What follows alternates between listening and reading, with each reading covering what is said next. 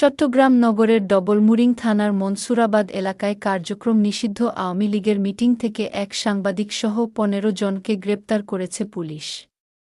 শনিবার রাতে তাদের গ্রেপ্তার করা হয়। পুলিশ জানায়, ১৫ আগস্ট উপলক্ষে আলোচনা করার জন্য আওয়ামী লীগ ও এর অঙ্গসংগঠনের নেতাকর্মীরা মনসুরাবাদ এলাকায় জড়ো হন।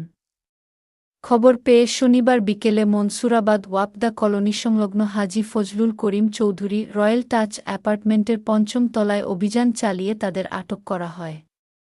পরে তাদের গ্রেপ্তার দেখানো হয়।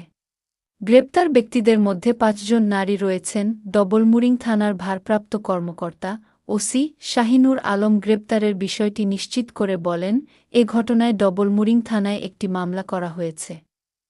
মামলার নম্বর ১২। জিজ্ঞাসাবাদ শেষে গ্রেপ্তার ব্যক্তিদের আদালতে পাঠানো হয়েছে।